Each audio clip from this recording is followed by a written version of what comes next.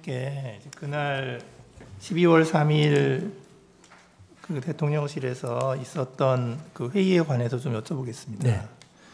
그날 국무위원 중에서 가장 늦게 온 게 오영주 중기부 장관이죠. 그건 제가 모릅니다. 근데 아마 후반부에 온 건 틀림없을 겁니다. 예.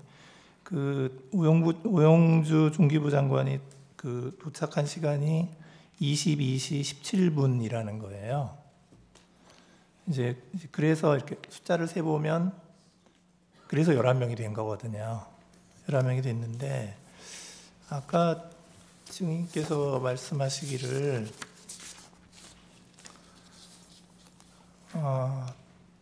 대통령이 국무위원들 다 왔냐고 물어보았고 다 도착을 하지 못했다는 말을 듣고 대통령이 다시 집무실로 들어가서 기다렸고 네. 과반인 11명의 국무위원이 도착했다는 보고를 듣고 다시 대회의실로 나왔다 이렇게 말씀을 하셨는데요.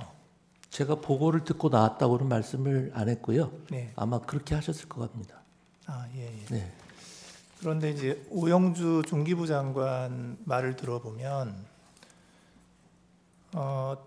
중기부 장관이 회의장에 도착했을 때 이미 대통령께서 말씀 중이셨고 제가 자리에 앉을 당시에도 대통령께서 혼자서 계속 말씀을 하시던 중이었는데 당시 대통령께서 계엄이 필요하다고 말했던 것 같습니다. 이제 그래서 그 계엄이라는 단어를 듣고 너무 놀랐습니다. 이렇게 얘기를 하거든요. 그러니까 오영주 장관이 도착하기 전부터 뭔가 이렇게 회의가 진행되고 있었던 것 같거든요. 그러니까 그때 뭐 시계를 보면서 이렇게 하거나 그럴 경황이 전혀 없었기 때문에 지금 말씀하시는 시간이라든지 그런 거는 제가 전혀 알지 못하고요. 다만 일에 쭉 순서가 그렇게 됐었습니다. 예. 그래서 사실 국무회의 이른바 성원을 갖춘 국무회의가 몇 분 정도 진행되는지도 잘 알지 못하고요. 거기서 오고 간 이야기 정도만 기억을 하고 있는 겁니다. 예. 이제 그래서 이제 그날 그 회의는 22시 22분까지 약 5분간 진행이 되었고 네. 22시 23분에 대통령이 방송 출연을 위해서 나가셨고요. 네. 예. 이제 그렇게 진행이 된 것 같은데 그래서 그 오영주 중기부 장관을 기준으로 하면 5분 네. 동안 진행이 된 것 같아요. 네. 예. 근데 이제 국무회의 간사는 그 행안부 소속 의정관인 네, 것이죠. 맞습니다. 네. 이제 그때는 경황이 없었기 때문에 참석을 못한 거죠. 의정관은. 의정관한테는 연락 자체를 아마 안 했을 것 같습니다. 왜냐하면은 그 국무회의 자체가 워낙 그 비밀 엄수가 보안이 생명인 상황이었기 때문에 아마 진짜 뭐 확정할 수는 없습니다만 안 불렀을 것 같아요. 예. 제 느낌상으로는. 예. 그래서 아까 말씀하신 것처럼 이제 여러 가지 상황이 이렇게 전개가 되면서 아직까지도 이제 회의록 작성은 안 된 거고요. 네. 예.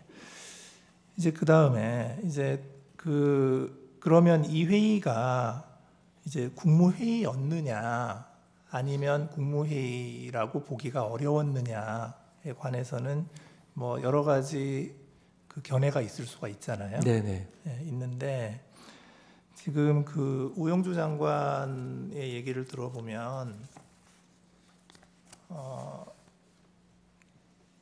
개회 선언, 안건에 대한 설명, 폐회 선언 등이 있어야 하는데 그 부분이 충족되지 않았다고 알고 있습니다. 이렇게 얘기를 하거든요.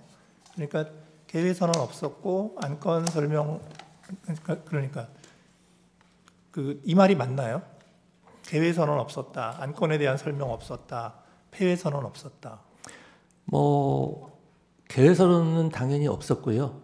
그 다음에 뭐 안건은 제가 그 나중에 보니까 뭐 김용현 장관이 뭐 문건을 나눠줬다고 그렇게 하는데 일단 안건 자체는 그 자리에 있는 사람들이 다 알고 있는 상황이었고요. 그다음에 아까 말씀드린 바와 같이 국무위원들은 다 국무회의를 한다고 생각을 했습니다. 그리고 보통 국무회의를 하게 되면 대통령께서 맨 처음에 진행하시다가 그 의사봉을 총리님한테 넘겨드립니다. 그리고 나서 마무리는 이제 대통령께서 다시 종결을 짓는데요. 그때 이제 뭐 재판관님들께서 판단하신 문제입니다만 그날 아까 말씀드린 바와 같이 국무회의가 쭉 진행이 되다가 대통령께서 발표를 하고 다시 돌아오셔서 또 그 자리에 앉으셔서 계속 아까 말씀드린 그런 말씀을 하셨어요. 그래서 과연 이것까지 국무회의로 볼 건지, 왜냐면 그 나가신 다음에는 총리님께서 또 뭐 이런저런 말씀을 하셨거든요. 통상 우리 국무회의 하듯이 이제 바튼을 이어받았다고 볼 수도 있는 여지가 있고요. 그래서 국무회의의 종료 시점을 언제로 볼 건지에 대해서도 다양한 해석이 있을 수 있다고 저는 생각을 합니다. 예. 그 아까 저기 증인께서 말씀을 하시기를 비상계엄 선포문을 뭐 누군가 배포했을 것이다. 근데 이제 증인은 하여튼 확실한 건 잘 모르겠다. 네, 기억은 그러셨잖아요. 없는데 네. 누군가 했다고 하면 맞을 것이다 이렇게 말씀을 드렸습니다. 근데 지금 그 최상목 장관의 진술을 보면 이렇게 말씀을 하시거든요. 저는 김용호 의원이 국무총리에게 보고하는 것 못 받고 그 자리에서 어떤 안건이나 자료를 받은 것도 없습니다. 그러시거든요. 그러니까 하여튼 증인은 확실한 건 모르신다는 말씀이시죠? 저도 김용현 장관님이 총리님께 뭘 보고하거나 이런 장면은 보지 못했고요. 그다음에 한 가지만 더 말씀드리면 제가 행안부 장관 2년 넘게 재임하면서 국무회의를 100번 훨씬 넘게 참석을 했습니다. 그런데 그 회의 과정에서 의사 정족수가 물론 갖춰진 상태는 아니었습니다만 이번 국무회의처럼 실질적으로 국무위원들끼리 열띤 토론이나 의사 전달이 있었던 것은 처음이었고요. 이튿날 개최된 해제 국무회의는 뭐 성립했다는 데 대해서 아무도 이론을 제기하지 않는데 다른 요건은 갖추어졌을지 모르지만 해제 국무회의는 불과 1, 2분도 안 되는 그냥 아주 방금 끝나버린 그런 상황이었습니다. 예. 오히려 저는 그런 해제 국무회의보다는 선포를 위한 국무회의가 훨씬 실질이 있었다고 생각을 합니다. 물론 평가는 제 몫은 아닙니다만. 그 증인께서는 그 비상계엄 선포문을 받지는 못하신 거죠? 그러니까 제가 대통령 집무실에 처음 들어갔을 때 본 게 아마 그거 아닌가 싶습니다. 한 장짜리였는데요. 뭐 비상계엄이라는 내용이 있었고요. 그 다음에 10시, 뭐 전국 이런 것들이 쓰여 있었거든요. 그래서 그게 지금 나중에 제가 총리님이 갖고 계시다고 해서 언론에 보도된 걸 하나 봤는데 제가 봤던 게 그게 아닌가 싶습니다. 예. 그 국무회의의 그 회의록에는 그 평상시에 네. 그 부서를 안 하나요? 회의록은 부서 안 합니다. 아 그렇군요. 회의록은요. 저도 이번 사태를 계획 처음 봤는데 그냥 참석한 국무위원들이 OX로만 표시가 돼 있고요.